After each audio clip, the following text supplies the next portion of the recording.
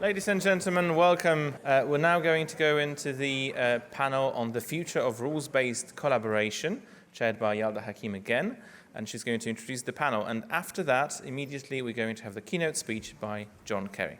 Thank you.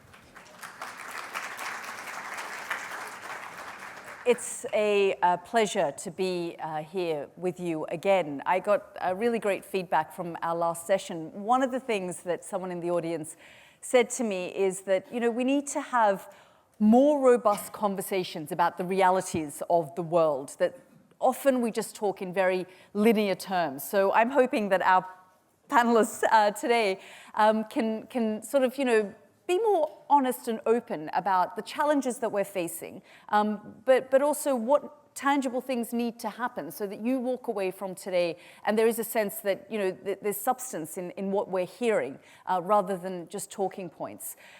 Over the weekend, I was at the Munich Security Conference where American leaders spoke and Europeans were left concerned and worried. But a few days before that, the President of the European Commission, Ursula von der Leyen, gave a speech to EU ambassadors. And she said in that speech that we have come to the end of the era of hyper-globalization, and we are entering an era of hyper-competitive and transactional geopolitics, which I thought was really quite interesting and fascinating, because many decades ago, one of the founding fathers of the Munich Security Conference, Henry Kissinger, talked about the importance of America and Europe needing each other, that it's not just about values, but it's about transactional relationships. So we're going to be talking a little bit about that here on the panel, but also that we don't necessarily need to look at the world just from the lens of the United States and Europe.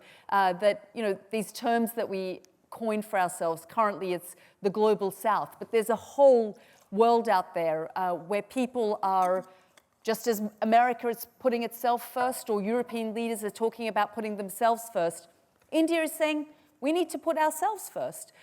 So we're going to discuss all of those issues here on the panel. I'd like to introduce our panelists. Maher Nasser, the Commissioner General of the United Nations at Expo 2025 and Director of the Department of Global Communications at the United Nations. Irina Bokova, the former Director General of UNESCO, really great to see you. And David Landsman, Senior Advisor for the British Foreign Policy Group. Thank you all for joining us.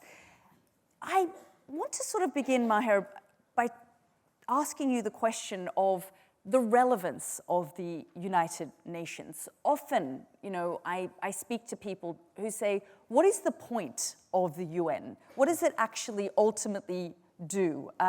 If you could just talk us through the UN soft power and the fact that, when we talk about the UN, we probably look at it from the lens of the Security Council, but it's probably much more than that. No, thank you for that question.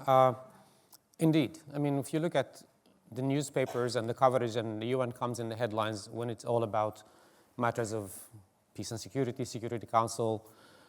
You're a journalist, if it bleeds, it leads. But much of the work that happens at the United Nations happens in the General Assembly, in the Economic and Social Council, in the other committees, that really becomes the framework for normative agreements, conventions that govern and regulate people's lives around the world. Many of the things that the UN does are behind the scenes, are not necessarily going to hit the headlines. Much of the mediation and prevention work that happens and takes place is also something that people don't see. So there are hidden results beneath that iceberg that are actually having an impact on everybody's life. The UN is much more than just issues in peace and security. Even on peace and security, after 80 years, one can draw a direct line, as the Secretary General said to the Security Council this week, between the end of the Second World War and the fact that we have not had a Third World War. There have been conflicts, there are conflicts, geopolitical tensions, but at the end of the day, when peace settles, the world and powers come to the UN to work on peace building and resuming a normal life, to build development, to improve conditions for prosperity in that place. So These are the kinds of things that the UN does regularly, but they're not always in the news. I went to schools run by the United Nations. For me, the UN has been part of my life since I was a refugee. And I can draw a direct link between where I am today and the UN's role in my own life and that of my people. The same thing can happen with refugees from Afghanistan, refugees in other parts of the world. Statistically, David mentioned some of the statistics this morning. Yes, the UN's annual budget for the Secretariat is $3 billion. That's less than 45 cents per person on the planet today. To create a world which is, in a way, the first time in humanity's history, which is long, 80 years is very little. Yet, infant mortality is the lowest it has ever been. We can have now talk about universal concepts that were not seen as universal before 1945. Gender equality, sustainability, children's rights, fighting racism. All of these things have become part of the daily dialogue because they took place at the UN and they were adopted by member states and became universal. We have an agenda for a world in which everyone can thrive in peace, dignity, and prosperity on a healthy planet called the SDGs. That's a symbol here. And that is probably one of our most successful talk about branding. Maybe the UN brand hasn't necessarily been as successful as it has in convincing people of the value of it does, but we see that the SDGs, and there were several panels about the SDGs yesterday, are becoming a place where people look for hope, that for us, for one country to succeed, all countries need to succeed. David, Maher's painting quite a positive picture of the role of the UN, but we are currently in a space at the moment, when we look at DOGE, for example, in the United States, where we've got people in positions of power who are trying to break bureaucracy. They're saying it's clunky, there's too much of it, there's too much red tape, there's too much, not enough efficiency, that more needs to be done so that you get your money's worth. Would you agree when it comes to the UN? Well, thank you. I think the question to me is a slightly bigger one, is what's the role for the UN, but also for the international community. Now, I don't actually like the term international community very much, because somebody once said, I'd love to go there. Well, there is nowhere. It's a collection of countries that choose to work together. They're sovereign countries, they choose to work together. The world's changed. It didn't, I don't think, change on the 20th of January. It's been changing for a long time. The author, Ernest Hemingway, had this wonderful line. He says, when did you go bankrupt? And the answer is gradually and then suddenly. Something's been changing gradually for a long time. And sure, something happened on the 20th of January and things seem to have changed more suddenly. I mean, I think Ursula von der Leyen is kind of right. It's a more competitive, it's a more transactional kind of a world. Now, I used to be a diplomat. I then went into business. One of the things that struck me when I went into business was the companies we were working with. One day we were collaborating with them. The next day we were competing with them. That's a kind of a market. That's the kind of the way the world is. Sometimes we will want to collaborate. Sometimes we will compete commercially. Sometimes, unfortunately, in other ways too. But I mean, we will do one, we'll do the other. And the UN, the multilateral system more generally, is a great place for people to come together to collaborate. And you need a framework in which to do that. Now, I'm not an expert on UN administration. It will be unique in the world if it couldn't be made more efficient. I think every administration could be made more efficient. There's something in the nature of them. But you need that kind of forum. But the international community is kind of not a place. If I go to India or if I go to Saudi Arabia, I can't say when I get to the chap stamping my passport, these are the laws of yours I'd like to obey, and these are the laws of yours I'm going to ignore. Won't get very far. But the international community is a collection of sovereign states. Now, if the UN can provide a forum for that kind of collaboration, places where people who want to collaborate can do so, can see the benefits of doing so, strikes me as a great thing. I think the days of top-down, here is a set of rules and you're going to have to follow them whether you like it or not, in a multipolar world, a lot of the countries we take most seriously today weren't even independent when the UN was formed. They weren't part of that process. people want a voice. In many of our own countries, a lot more people, when I was born, a lot of the kind of voices we hear now in the UK weren't heard, weren't relevant, perhaps weren't there. The world's a bit like that. A lot of people want a voice, and it's absolutely necessary to find ways to collaborate. But I think the idea of top-down global governance, whose governance? So then would you say that you think what we're seeing with the United States, its assault that we saw on European countries at the weekend, is a long time coming, and this is just the nature of things. Just as you say in the private sector, sometimes you collaborate with people, sometimes you compete with them. That's just where we are now. I think what I can say is I've certainly heard from serious Americans a number of the things that Donald Trump has been saying over the past few weeks, maybe said in different words with a different style. But that's in itself a reaction to a more multipolar world. We don't want do we want the US to be the world's policeman? Don't we want the US? Which bit of history do we want to go back to?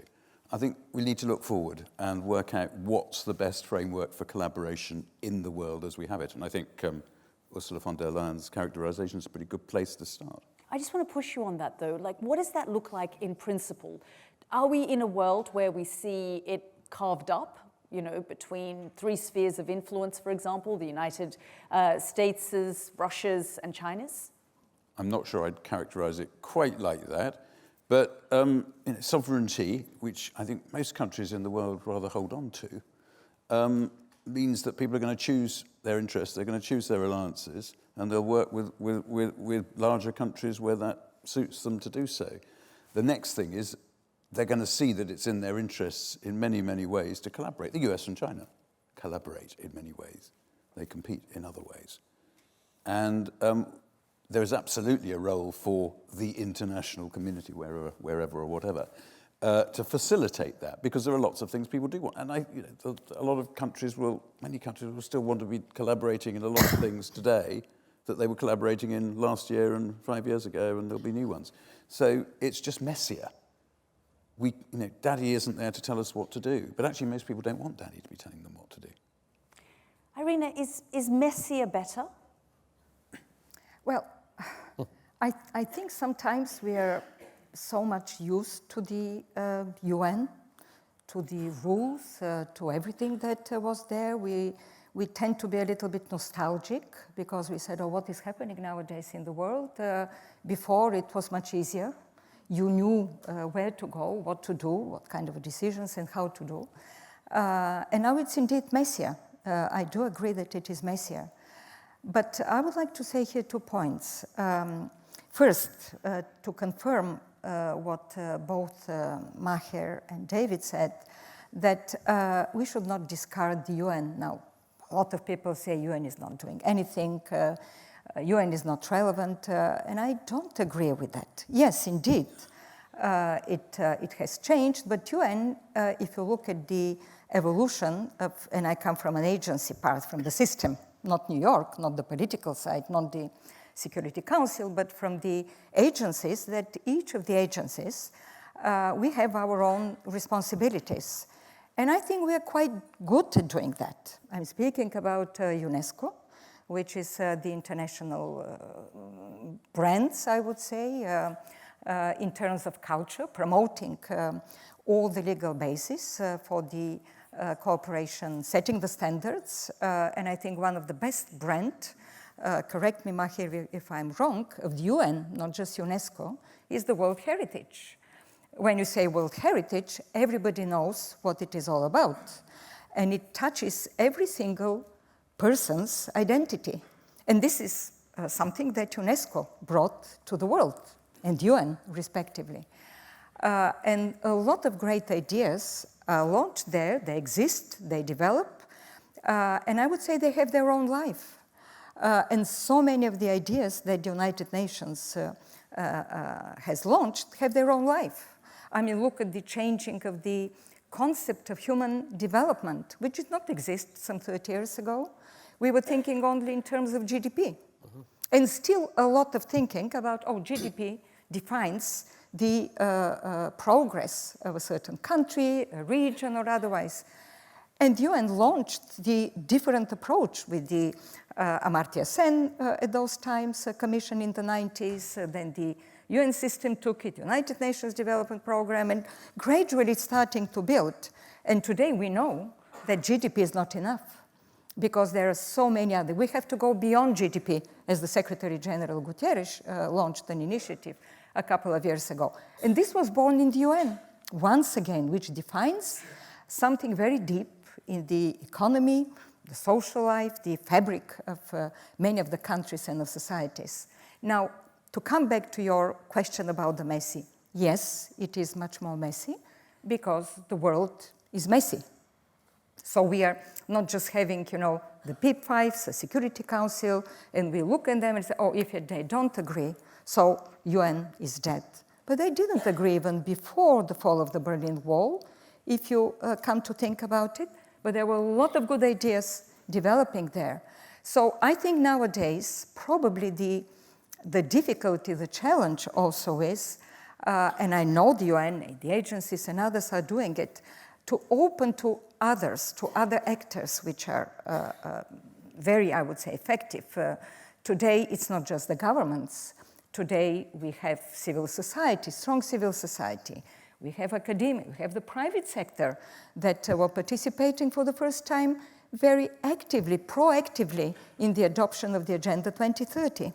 So there are players out there that the UN is opening to them, and the challenge is how, once again, to make them part of this multilateralism today, which is different than the multilateralism before. And the second challenge, of course, and I'm sure that we will be speaking about that, is to see what are the other platforms, because we know that the legitimacy of the UN is there. Standard setting, big convening power, peer reviews, holding accountable each other when they adopt a certain decision.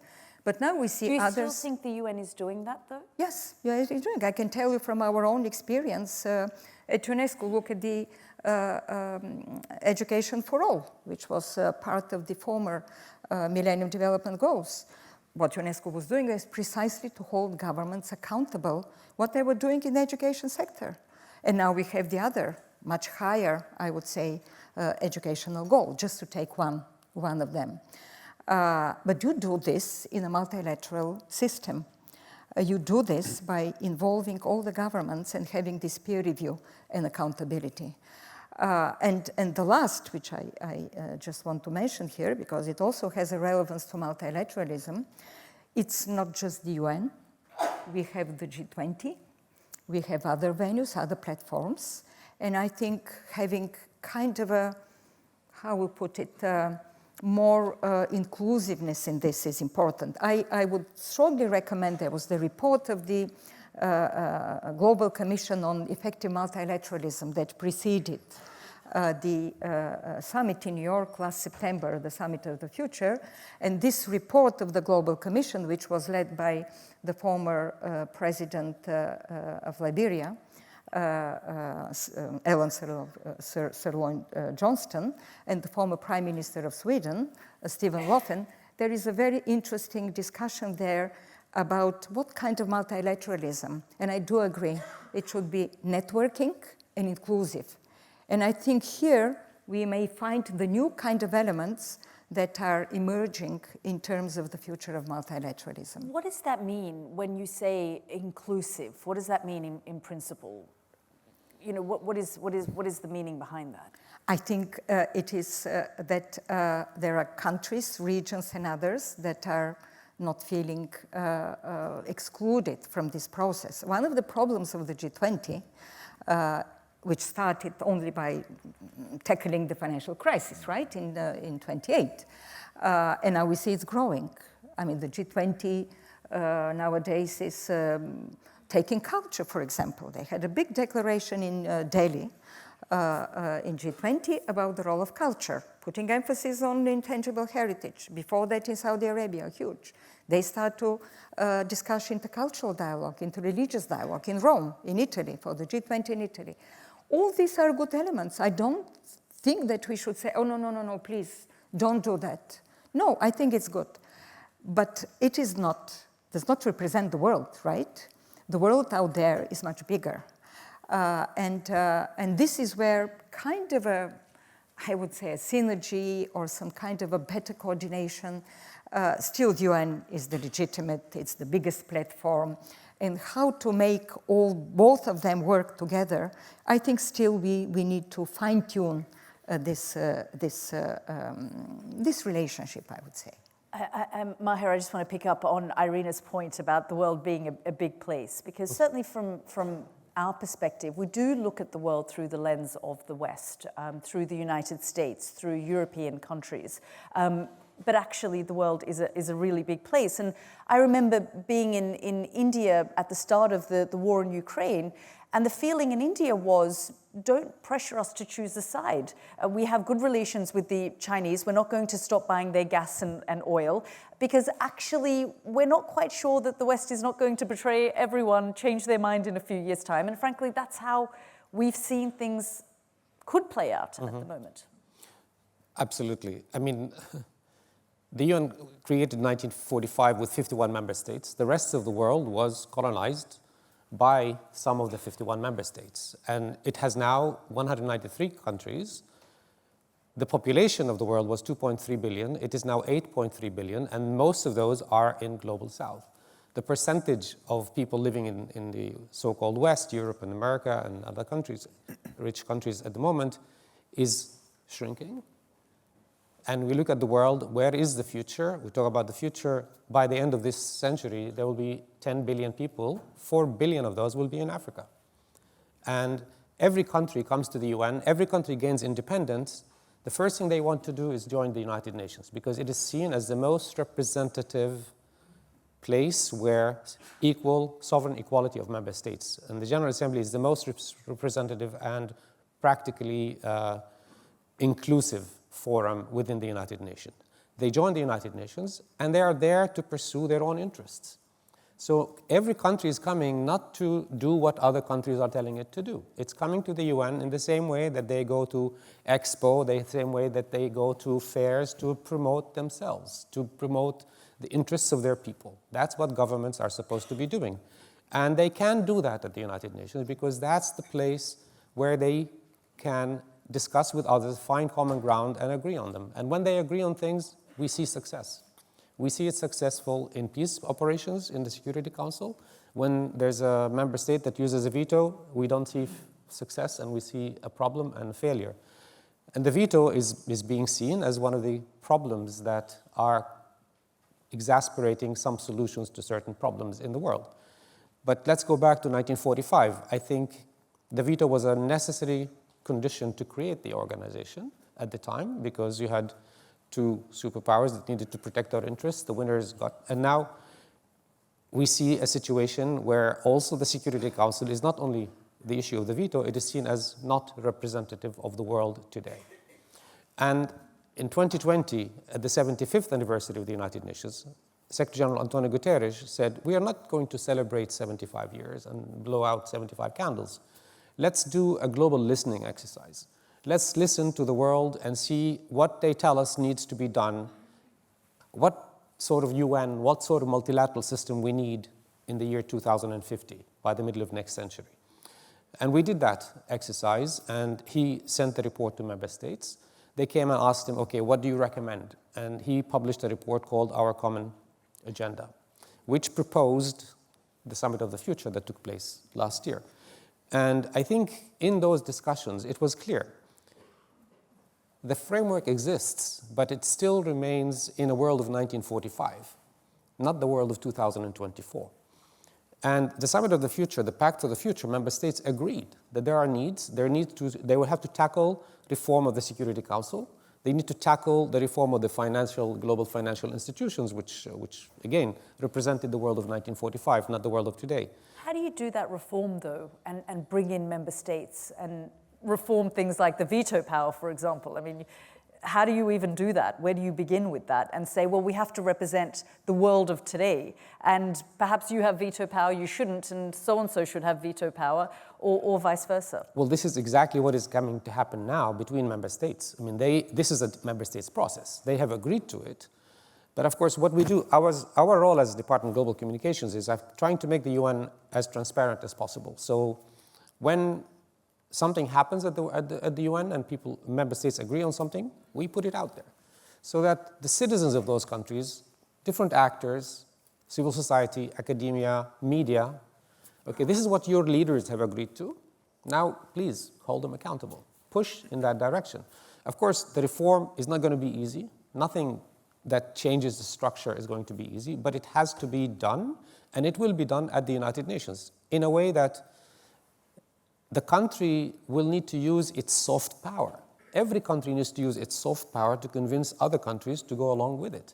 And I think that is something that should not necessarily be confused with. Hard power is, of course, important. Nobody's going to deny that. But the majority of countries in the UN do not have hard power or cannot exercise hard power in the same way as some superpowers can.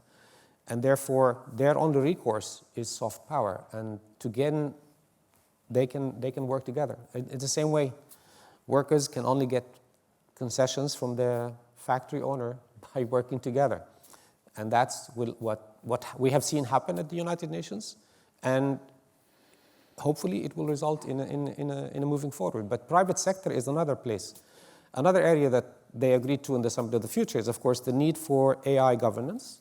AI was mentioned multiple times here. We see companies that have resources far exceeding those of governments today, and yet they are outside of the intergovernmental process.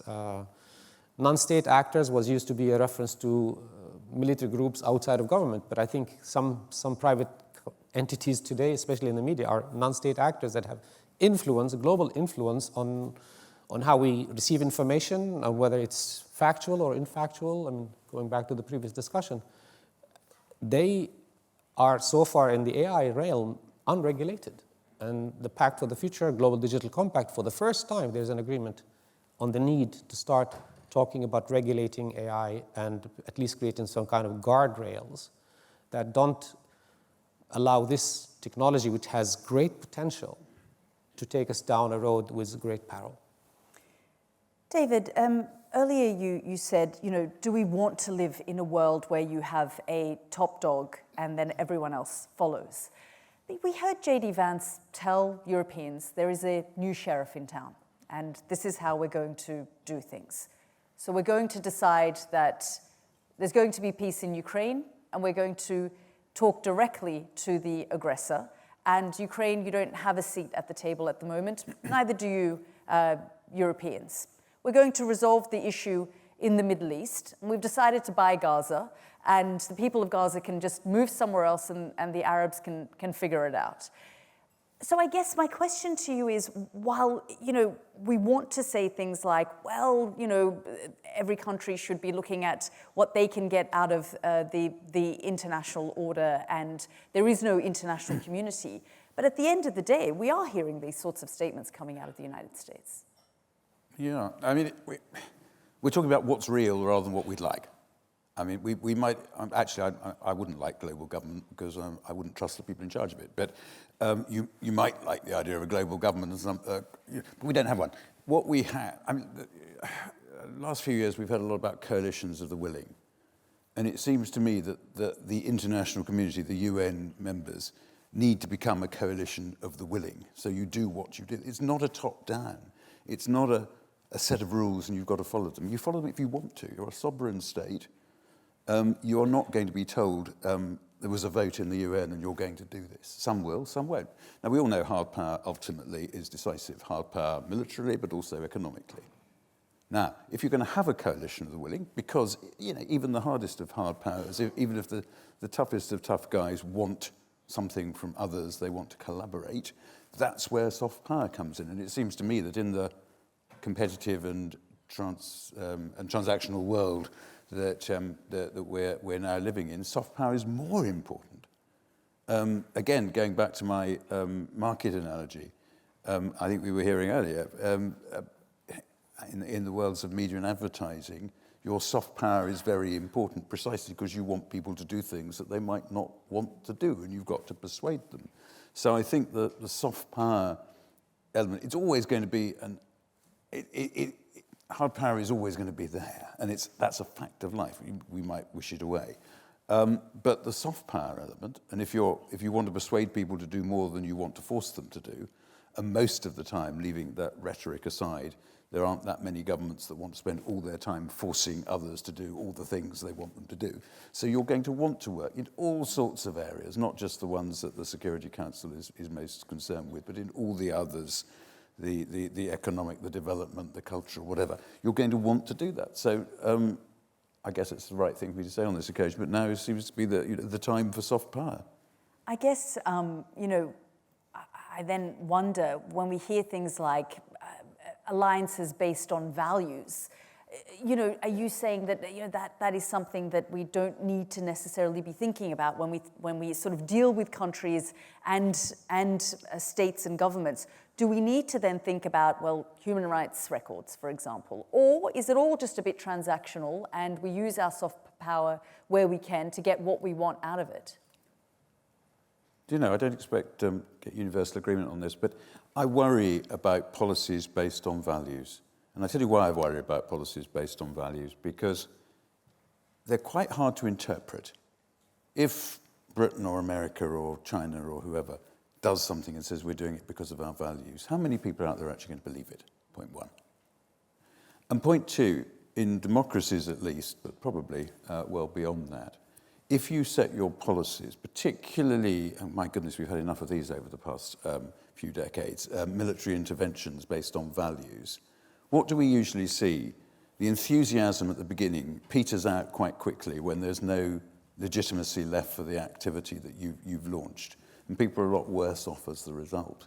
If I can understand your interests, I can work with you, and we can do a deal. If you're telling me that it's all about your values, I probably don't believe you. And even if it's true now, your values are going to change. I'm sort of reminded of Peter Frankopan's book about the Silk Roads, where I think, if it's fair for me to say, one of his key points was that much of the world looks at the West, and it's after all the West that's been driving a lot of this values agenda, and sees it as very fickle. It keeps changing its mind. It keeps... But isn't that democracy just being messy as well? Yeah, but it's very dangerous when you start basing your foreign policy on things that are quite so fickle. You mentioned, I think, India a little bit earlier on, and it's a country I'm very interested in. And I thought it was quite interesting in the course of the last 2 or 3 years. I've heard some conversations from India. Why aren't you? You're a democracy. Why aren't you doing what we, the West, want you to do? And well, we've been friends with Russia for a very long time. You don't just drop your friends when something goes wrong. You might have quiet words with them, but you don't just... It's a different way of thinking of the world. And I think in this circumstance, it's very hard to see how you have a rules-based order. You ask, who's setting the rules? Is America setting the rules? Is Russia setting the rules? Is India setting the rules? You have your coalition of the willing, and the larger it is, the better. You have your forum for collaboration because people want to collaborate when they're not competing, and often they're doing the two at the same time. But just where is the legitimacy? It seems to me you can't have rules-based order and pluralism. Would you agree with that, Irina? Well, I would say that democracy is messy, and we from Eastern Europe know that very well. And I know that dictatorship is very simple. So I think the beauty of democracy is that it is messy. But at the end of the day, democracy works if it's inclusive, if it really reflects the people's minds and makes them be part of it. If people are not part of it, then we see low ratings of participation in elections, lack of trust in the politicians and governments. And if I take from here what was just said, I think one of the big problems nowadays, both for multilateralism and for everything, is also the need to rebuild trust, for conflict, for dialogue. Diplomacy is somewhere at the back, and diplomacy should be at the front of all the efforts. Mistrust is leading indeed to some kind of a spiral further on of conflict, of misunderstandings, and what the United Nations provides is this platform for building trust. And here the soft power plays a hugely important role. rebuilding this trust. Well, we've just seen the United States abolish USAID, which was a tool of soft power. Well, I'm sure that they will find the right way, because the US has always been a big provider of international aid. I don't know the, so to say, the nitty-gritty of this process, but definitely there will be. And it is not just USAID. There are plenty of other philanthropists and other organizations. As I said, the world today is much bigger than a government, one government or two governments. And I think this is the beauty also of multilateralism. But if I may just go a little bit a step ahead of what Maher also said about countries coming to the UN, each with their interests, which is true. I mean, everybody's there to promote their interest. But I would say that multilateralism is slightly higher than just international cooperation. You know, my interest in it. It is indeed about, when we speak about standard setting, it is about finding the common public good, right? I may give up something of my, perception, my idea or something, but for the sake of the common public good, we adopt a convention, we adopt a pact, the pact for the migration, or some other important documents. And I think this is where the role of the United Nations and multilateralism is extremely important, because it really brings kind of closer the tissue of the national interests that permeate each other, and something common comes up. This is the way this Agenda for Sustainable Development was adopted.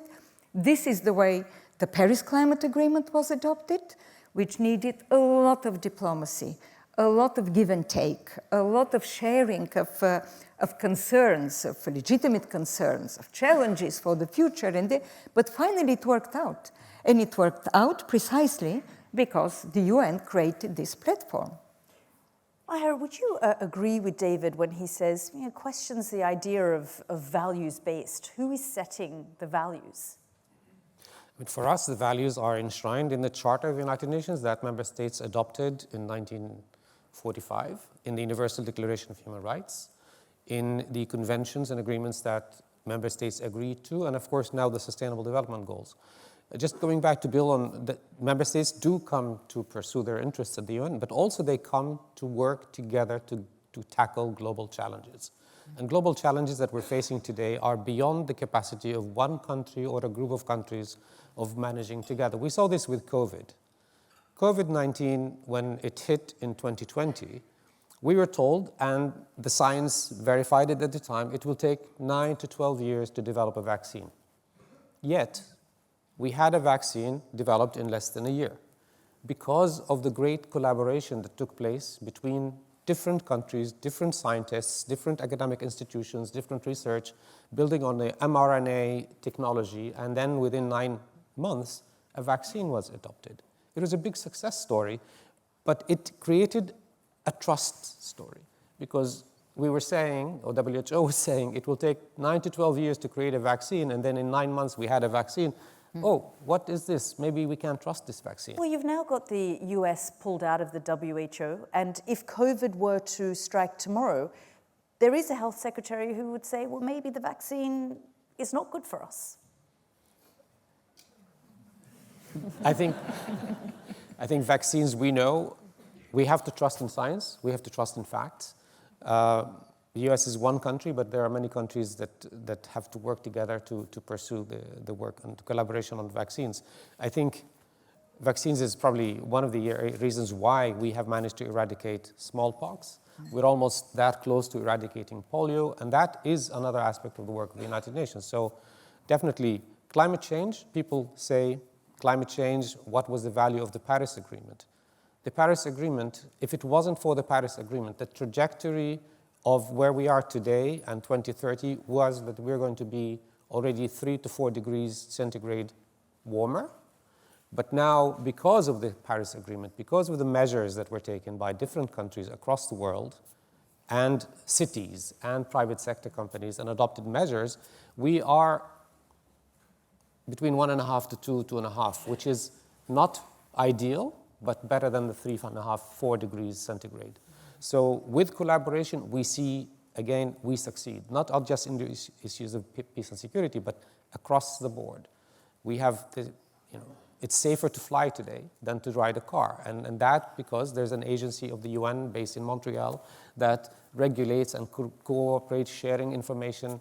We use cell phones, we travel around the world because there's an ITU based in Geneva. So one of the things that I have been looking at in my role as Commissioner General for the UN at Expo 2025 is how to bring in one pavilion the idea of what the UN does in your life today, in addition to the 80 years of track. And the more we looked at it, the more interesting it gets that every person on the planet, no matter where they live, there's one part of their life every day that is touched by something one part of the UN does around the world.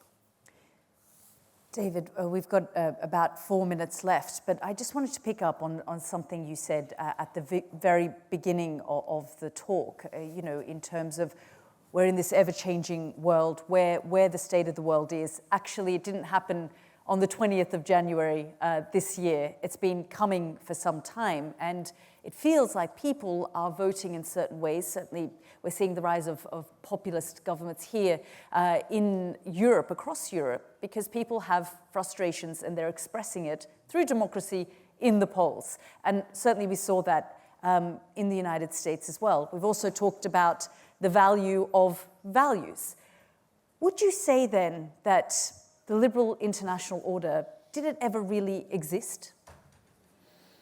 Gosh, what a question. I think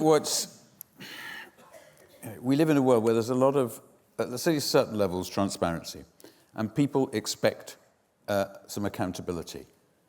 And my concern, I think with national governments to some extent, but certainly an international order, is if you can't see what's going on, if you can't see what they're doing, if they're doing it all behind closed doors, lots of grand language about values, but you don't see the changes that you want to see. And then you see, and I'm not talking about the UN here, but I'm talking at a national level in various countries, you see leaders failing upwards. They're still there. They're still doing rather well for themselves when things don't seem to be going very well for the people. Then it's not surprising that they look to alternatives. And I think that in general, a populism, if you like, we shouldn't look at these guys as evil geniuses. We should look in the mirror and say, what did we get wrong such that people are so dissatisfied? And I think that comes back at the international level to legitimacy. The national level, legitimacy with your voters. Internationally, any kind of international order has to be legitimate to the countries that are involved. Otherwise, they won't take part. It's a coalition of the willing. People want to collaborate. A whole lot of things in the world that countries want to collaborate on most of the time when they're not competing, but they want to collaborate. You even want to collaborate with your competitors. But it's got to have legitimacy about it. And it's got to be increasingly, I suspect, transparent, because that's the world we live in, and people want to see that. And you want to see consequences when it doesn't work. I guess, if the United States does step back from this imaginary international community that you've spoken about, are you worried, though, that China will step in? And when we talk about values, we sort of have those values coming to the fore? I think the concept of, whose values are you selling? If you're selling something, it's your soft power. It's soft power. If you're offering people, countries, something that they want, and they'll collaborate with you, they'll do that. Now, if the US discovers that it's losing its soft power now, or its power, shall we say, the agglomeration of soft and hard power, if it's losing it, it will presumably wish to regain it. And we will see an adjustment there. In this messy kind of market world, you'll see adjustments. If you find you're losing market share, and I know I'm sounding rather commercial now, but if you're losing market share, you adjust. You try to sell a product people want. You try, in the world of international relations, to collaborate with people to help satisfy what they want. So it's messy. I think that's the thing. It's not as... we can't convince ourselves it's ordered. It isn't. Yeah. Well, I think what we've taken away from today's panel is that democracy is messy, and things are currently messy as we try and figure it all out. Ladies and gentlemen, if you could please thank my panel. Thank you.